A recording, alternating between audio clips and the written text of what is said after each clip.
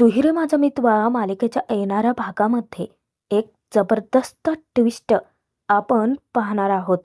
लावण्या हजार वेळा अर्णवच्या जवळ जाण्याचा, त्याच्या मनात स्वतःचं स्थान निर्माण करण्याचा अतोनात प्रयत्न करते, पण प्रत्येक वेळेस ती तोंडघशीच पडत चाललेली असते.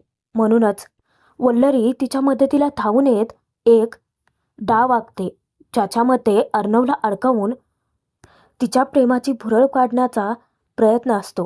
पण सगळा सापळा त्यांच्याच अंगलट जातो आणि अर्णव लावण्याला ईश्वरीची जागा घेताना पाहताना तिची चांगलीच शाळा घेतो आणि सोबतच आकाश, नम्रता दोघांनाही एकमेकांना प्रपोज करताना नेमके अर्णव पाहणार आहे. तर बघूयात अर्णव ईश्वरीची जागा घेऊ पाहणाऱ्या लावण्याला अद्दल कशी घडवतोय आणि आकाश नमू दोघांचेही प्रेमाचं प्रकरण कळता क्षणी अर्णव त्यांच्या पाठीशी खंबीरपणे उभा राहतोय का, त्यासाठी भाग शेवटपर्यंत नक्की बघा. सतत आजीच्या खांद्यावर बंदूक ठेवून वल्लरी ईश्वरीवरती निशाणा साधण्याचा प्रयत्न करतच राहते.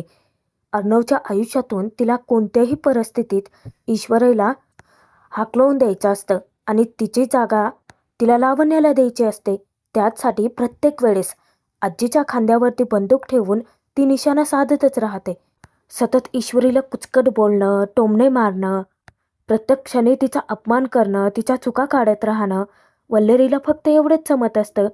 पण वल्लरी आता एक वेगळाच फासा टाकायचा ठरवते. अचानकच तिच्या डोक्यात एक षडयंत्र येतं आणि त्याच क्षणी ती आजीकडे जाते तिचे कान भरण्यासाठी. वल्लरी आजीला प्लॅन समजावते की जर का तुम्हाला लावण्या या घरात सून म्हणून हवी असेल तर आपल्याला आता वाटवाकडी करावी लागेल. आजीच्या तर डोक्यात काही शिरतच नाही. ती विचारते की म्हणजे नक्की म्हणायचं आहे काय तुला. तेव्हा वल्लरी सांगते की अर्णवला सगळ्यात जास्त कोण आवडतं, ती ईश्वरी, आणि तिने आपल्या अर्णववरती भुरळ घातली आहे. आपल्या अर्णवला सर्वात जास्त काय आवडतं तर तिचा साधेपणा.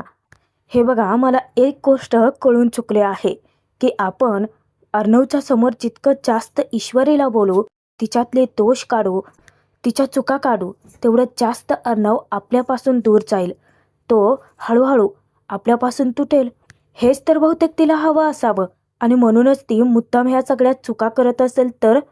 तेव्हा मूर्खासारखा आजी वल्लरीच्या बोलण्यात अडकते आणि ती म्हणते की हो ग, हा विचार तर मी केलाच नव्हता, पण मग आता पुढे काय करायचं आपण.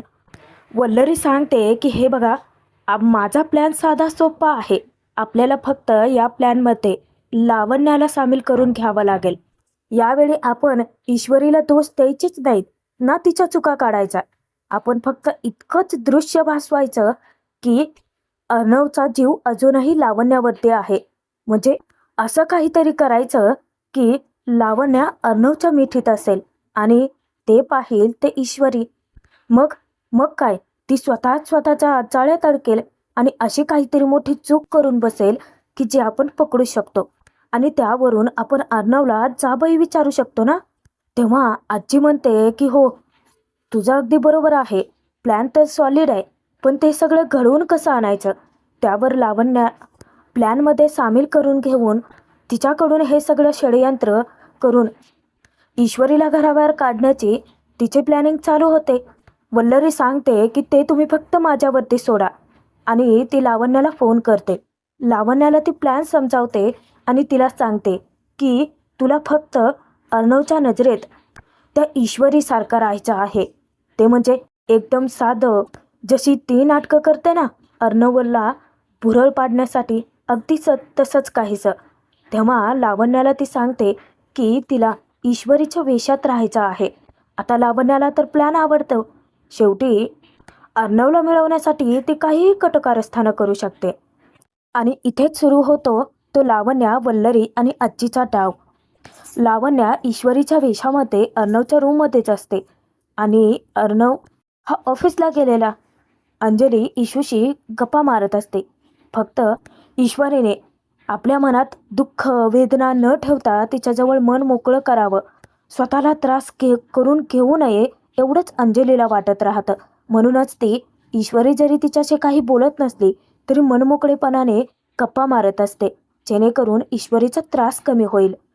त्या क्षणी अर्णवची गाडी येते आणि या इकडे लावण्य सावध होते. तेव्हाच अंजलीला सुद्धा कळतं अर्णव आल्याचं. त्या क्षणी ईश्वरीला ती म्हणते की चल, चिंटू आला आहे. अर्णवची ऑफिसमधून घरी यायची वेळ ठरलेली. लावण्याने अचूक मोका साधलेला तर असतोच. ज्या क्षणी अर्णव रूममध्ये जातो तेव्हा पाठमोऱ्या लावण्याला ईश्वरी समजतो आणि थोडंफार तिच्याशी गप्पा मारतो. तो फ्रेश व्हायला जातो आणि त्या क्षणी लावण्या नेमकी त्याच्या बाथरूमच्या बाहेर थांबते. इकडून अंजलीसोबत ईश्वरी येत असते. ती अर्णवच्या खोलीकडे.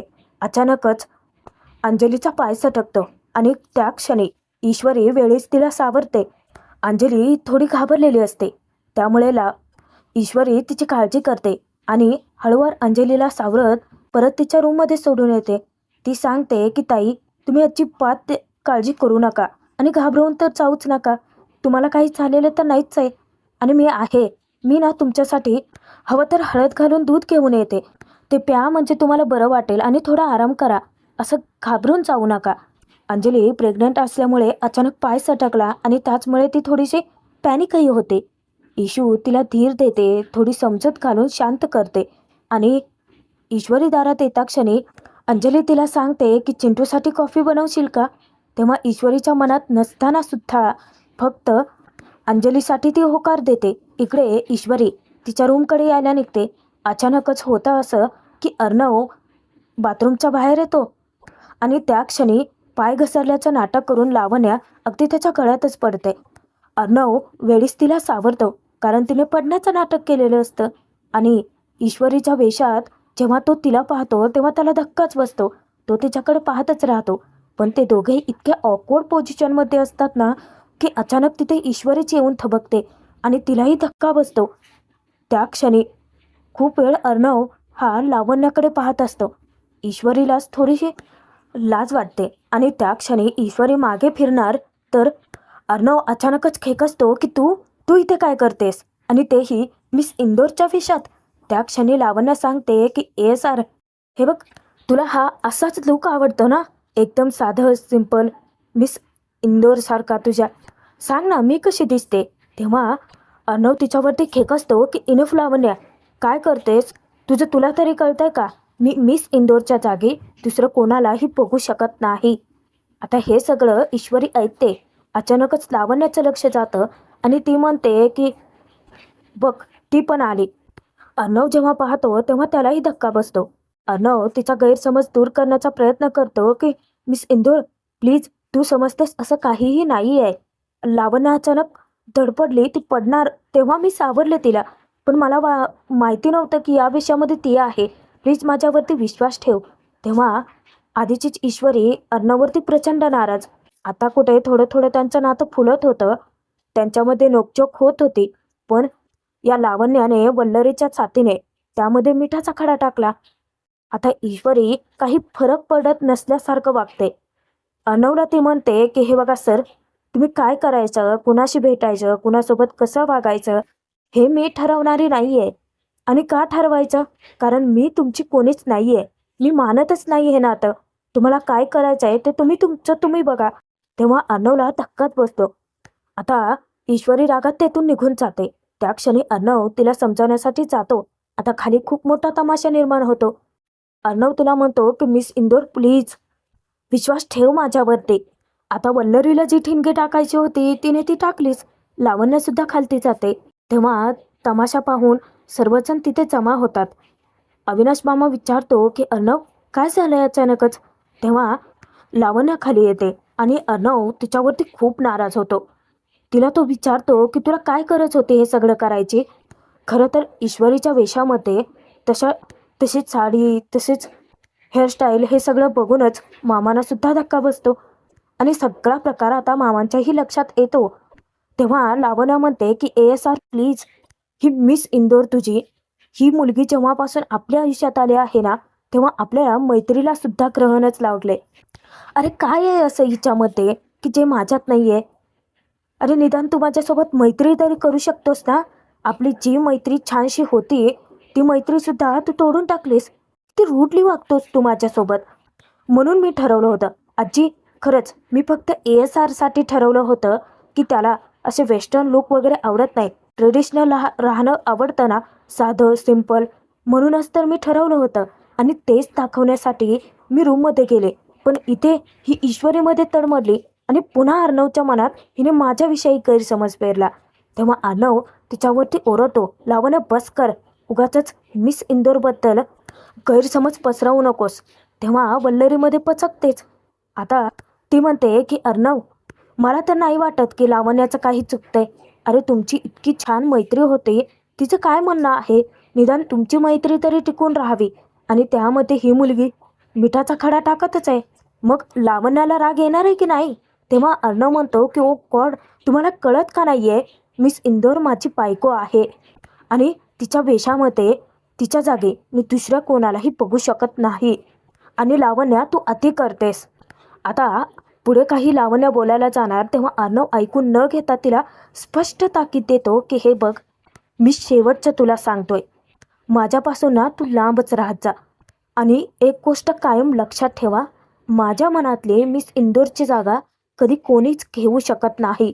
अर्णवने असं म्हणता क्षणी ईश्वरी धक्क्याने हळवी होऊन त्याच्याकडे पाहतच राहते.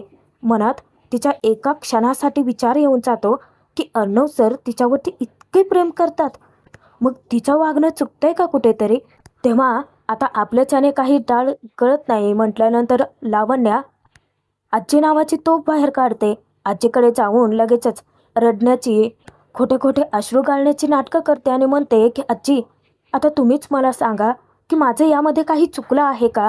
मी फक्त ASRला एवढंच म्हणते की ठीक आहे, आपलं लग्न नाही होऊ शकलं तर नाही होऊ शकलं, परंतु आमची आधी जशी छानशी मैत्री होती अगदी तशीच मैत्री राहू तरी शकते ना. आणि त्याला जसं आवडतं तसंच मला साधं सिंपल राहायचं होतं. तेव्हा आजी आता या सगळ्याचा दोष ढकलते ती म्हणजे ईश्वरीवरतीच. लगेचच ईश्वरीला बोल लावत म्हणते की जाऊ देत का लावण्या, आता कोणीतरी याच्या डोळ्यावरती पट्टी बांधली आहे, त्यामुळे त्याला स्पष्ट असं काही दिसणारच नाही ना. आपण याला समजावण्याचा कितीही प्रयत्न केला किंवा याच्यासमोर डोकं जरी फोडलं तरीसुद्धा हा काही ऐकून घेणारच नाही आहे, कारण त्याच्यावरती कोणीतरी जादूच करून ठेवले. तेव्हा अर्णवला थोडा राग येतो. तो म्हणतो की आजी प्लीज, मिस इंदोरबद्दल असं काहीच बोलू नकोस. ती गुपचूप तेथून निघून आली होती. तिच्या मनात असे वाईट काही गैरसमज राहू नयेत म्हणूनच मी फक्त तिला समजावत होतो, बाकी काहीच नाही आहे. सगळ्यात जास्त बाऊ तर लावण्य करते या प्रकरणाचा. आता हे सगळं प्रकरण इतकं वाढत जातं तेव्हा ईश्वरी मोठ्यानेच ओरडते की बस करा, माझ्यावरून तुम्ही सगळे का भांडताय. परंतु हे बघा सर, तुम्ही मैत्री कोणाशी केली काय नाही केली काय मला काही फरकच पडत नाही आहे, कारण मुळात मी हे नातं मानतच नाही आहे. तेव्हा लगेचच आयती संधी मिळाली म्हटल्यानंतर वल्लरी ईश्वरीचा पान उतारा करतेच. बघतोस ना अर्णव, अरे तू तिच्यावरती एवढं प्रेम करतो, प्रत्येक वेळी तिच्यासाठी आमच्याशी वाद घालतो, आमच्या विरोधात जातोस, आणि ही काय म्हणते बघ, अरे तुझ्याबद्दल तिला काही वाटतच नाही आहे. तेव्हा ईश्वरी हात सोडून सांगते की प्लीज मामी, मला या सगळ्याचा तमाशा बनवायचा नाही आहे आणि तुम्ही सगळेही शांत राहा. ज्या क्षणी मी अर्णव सरांनी लावण्य मॅडमला पाहिलं होतं ना, त्या क्षणी मला थोडंसं वाईट वाटलं, पण मी गुपचूप तेथून निघून आले होते, कारण दुसऱ्या क्षणी मला स्वतःच्या अस्तित्वाची जाणीव झाली आणि माझ्या परत लक्षात आलं की मला काहीच घेणं देणं नाही आहे, मग मला वाईट का वाटते, म्हणूनच मी निघून आले होते. पण तुम्ही या गोष्टीचा इतका इश्यू कराल असं वाटलं नव्हतं. आजी, मामी, मी हात जोडून विनंती करते की प्लीज तुम्ही एकमेकांशी माझ्यासाठी भांडू नका. तुमची नाती किती छान आहेत, एकमेकांशी तुमचं बॉन्ड किती चांगलं आहे, ते तसंच राहू देत. या घरात माझ्यामुळे वाद झालेले मला चालणार नाहीत. आणि तसंही तुम्ही सगळेजण मला या घरात तुमचं कोणी मानतच नाही ना. तेव्हा अंजली म्हणते की ईश्वरी, अगं सगळेच जण म्हणजे आम्ही मानतो तुला आमचं. तेव्हा ईश्वरी अंजलीची माफी मागते आणि तिला इतकं वाईट वाटतं ना की ती त्यातून निघूनच जाते. अर्णवला मात्र लावण्याचा खूप राग येतो आणि तो सुद्धा तेथून निघून जातो. आता एक एक करत सगळेच जण निघून जातात.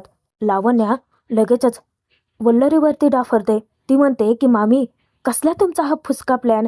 काय म्हणाला होतात की ASR हा माझ्या जवळ असेल, पण काय झालं बघताय ना, उलट ASRने माझीच शाळा घेतली, मलाच एवढं सुनावलं. तेव्हा वल्लरी म्हणते की तुला खरंच अक्कल नाही आहे का? अगं, एका दगडात 2 पक्षी मारायचा प्लॅन होता माझा. आता एक प्लॅन जरी फिसकटला असला तरी दुसरा साध्य झालाच आहे की. अर्णव आणि ईश्वरी दोघांमध्ये एक वेगळीच ठिणगी पडले आणि काही केलं ईश्वरी आता अर्णवसोबतचं नातं मान्य नाही करणार. मग काय, हळूहळू यांचं नातं असंच तुटणार आणि एक दिवस ही ईश्वरी घर सोडून जाणार आणि या घराची सून फक्त तू असशील. तेव्हा लावण्या मनातल्या मनात आनंद साजरा करते आणि आत्ता कुठे तिच्या डोक्यात प्रकाश पडतो की वल्लरीचा नेमका प्लॅन काय होता. अर्णव खूपच अस्वस्थ होतो. त्याचं त्यालाच कळत नसतं की ईश्वरीची समजूत घालायची कशी आणि घालायला गेलं, बोलायला गेलं तर ती नीट बोलेल का? तो विचारात हरवला असतानाच मामा आणि अंजलीताई दोघेही त्याला समजावण्यासाठी येतात. अर्णवची अवस्था अंजलीच्याने बघवतच नाही, परंतु अंजली अर्णवला एका गोष्टीची जाणीव करून देते. चिंटू, अरे या सगळ्यांमधून एक गोष्ट चांगली घडली आहे, ते तू बघ ना. अर्णव म्हणतो की काहीच चांगलं घडत नाहीये ताई. मला कळतच नाहीये की मिस इंदोरचा काय प्रॉब्लेम आहे. मी किती चांगला वागतो तिच्याशी. आजी, मामी प्रत्येक वेळेस तिच्या चुका काढण्यावरती टपून बसलेले असतात आणि आता लावण्या, तिने तर कहरच केला, तरीसुद्धा मी मिस इंदोरची साथ दिली. पण पण तिला याचं काहीच वाटत नाहीये. तेव्हाच मामा म्हणतात की अर्णव, हे बघ, तू जरा शांत हो, स्वतःला त्रास करून घेऊ नकोस. तेव्हा अंजलीताई म्हणते की अर्णव, तुझ्या एक गोष्ट लक्षात येत नाहीये. मगाशी ईश्वरी बोलता बोलता काय म्हटली की ज्या क्षणी ईश्वरीने तुला लावण्यासोबत बघितलं होतं ना, त्या क्षणी तिला वाईट वाटलं होतं. याचा अर्थ तुला कळतोय का चिंटू? म्हणजे ईश्वरीचं तुझ्यावरती प्रेम आहे अजूनही, फक्त ते फुलवण्याची आणि तिला जाणीव करून देण्याची खरी गरज आहे. तेव्हा अर्णव म्हणतो की काय? "अ, पण कसं?" त्याला तर काही डोक्यातच शिरत नाही. तेव्हा अंजली सांगते, चिंटू तू फक्त एकच काम कर, सतत ना तू इशूच्या आजूबाजूला राहत जा. तिला काय हवं नको ते सगळं बघायचं. तिला काय आवडतं काय नाही हे सगळं तूच बघायचंच. वेळ प्रसंगी तिची मदतही करायची. हो, आणि तिच्यासोबत खंबीरपणे असंच उभं राहायचं. मला खात्री आहे की ईश्वरीच्या मनात तुझ्याविषयी असलेलं प्रेम एक दिवस नक्की जागा होईल आणि तिला त्या प्रेमाची जाणीवही होईल. तेव्हा अर्णव खूप खुश होऊन जातो. ही गोष्ट तर त्याच्या लक्षातच आली नव्हती. काहीसं तसं ईश्वरीच्या बाबतीतही घडतं. ती खूपच टेन्शन घेते या सगळ्याचं आणि काही केल्या तिच्या नजरेसमोरून अर्णव लावण्यासोबत ज्या पोझिशनमध्ये होता ते आठवल्यानंतर तर तिचे आणखीनच चिडचिड होते आणि नेमकं तिला नमूचा फोन येतो. नमूने तिच्याशी गप्पा मारायला फोन केलेला असतो, पण ईश्वरी घडला सगळा प्रकार नमूला ऐकवते. नमूला थोडा धक्का बसतो. ती विचारते की पण इशू, तू अर्णव सरांशी सगळ्यांसमोर असं बोलायची गरज नव्हती अगं. तू कशाला त्यांचा अपमान केलास? तेव्हा ईश्वरी चिडते आणि म्हणते की वा, ते सगळेच जण मला दोष लावत होते आणि तुला काय म्हणणं आहे? मी अर्णव सरांना बोलायला नको होतो. असं कसं म्हणू शकतेस ताई? तू तर माझ्या बाजूने बोलायला हवंयस की नाही? तेव्हा नमू सांगते की इशू, तुला कळतंय का? त्या घरात तू जेव्हापासून गेली आहेस तेव्हा सतत मामी, आजी तुझ्यावरती खार खाऊन असतात. सतत तुझे दोष काढतात, चुका काढत असतात आणि सतत तुला टोमणे मारतात असं म्हणणं होतं ना तुझं. पण बघतेस ना, प्रत्येक क्षणी अर्णव सर तुला प्रोटेक्ट करतायत. प्रत्येक क्षणी लग्नात दिलेल्या वचनाप्रमाणे ते तुझी साथ देत आहेत. ते त्यांचं वचन निभावतायत. पण तू काय करतेस? तेव्हा ईश्वरी चिडून म्हणते की ताई प्लीज मला या लग्नाशी काहीच घेणं देणं नाहीये.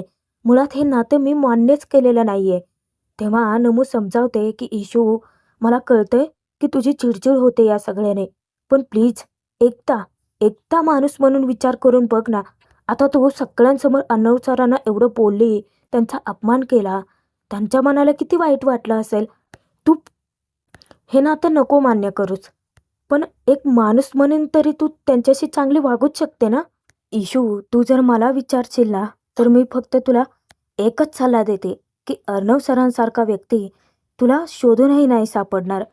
माझ्या बोलण्याचा विचार कर आणि तुला जर मनाला पटतच नसेल तर तुला हवं ते तू करू शकतेस, असं सांगून ती फोन ठेवून देते. नमूलाही थोडं वाईट वाटतं की ईश्वरीने सगळ्यांसमोर अर्णवचा अपमान केला. आता दोघांच्याही मनात एकमेकांविषयीचं प्रेम जागं होतं. म्हणजे अर्णवच्या तर असतंच, पण हळूहळू ईश्वरीच्या सुद्धा लक्षात येतं. आणि ज्यावेळेस ईश्वरी मागे वळून पाहते तर नेमका समोरून अर्णव येतो आणि दोघे एकमेकांना अचानकच सॉरी बोलून जातात. अर्णव आश्चर्याने विचारतो की तू का सॉरी बोलतेस? तेव्हा आता ईश्वरीला अर्णवला हे जाणवू द्यायचं नसतं की तिच्या मनात अजूनही त्याच्याविषयीचं प्रेम आहे, पण ती इतकी रूडली वागते. ती म्हणते, मी तुमच्या बाबतीत तुमची बायको म्हणून नाही, पण एक चांगलं माणूस म्हणून, एक व्यक्ती म्हणून विचार केल्यानंतर मला माझी चूक कळली की मी असा सगळ्यांसमोर तुमचा अपमान करायला नको होता. तेव्हा अर्णव म्हणतो की मीही सॉरी. मी लावण्याला बोललो ते काही चुकलं नाही, पण हे सगळ्यांमुळे तुला खूप जास्त त्रास झाला, त्यासाठी सॉरी. तेव्हा दोघांच्याही मनात नकळत विचार येऊन जातो. ईश्वरी विचार करते की नमुताई म्हणते अगदी तसंच आहे का? माझ्यासाठी अर्णव सर परफेक्ट आहेत? आणि त्या क्षणी अर्णव विचार करतो की ताई म्हणते तसं ईश्वरीच्या मनात माझ्याविषयी प्रेम आहे का? आता फक्त मला ते जागवण्याची गरज आहे. पण आता आकाश आणि नमू दोघांची लव्ह स्टोरी पूर्ण करणार आहेत अर्णव आणि ईश्वरी. पण ती कशी? आणि घरातल्यांची समजूत कशी काढणार आहेत ते दोघे? ते पुढील भागात पाहणार.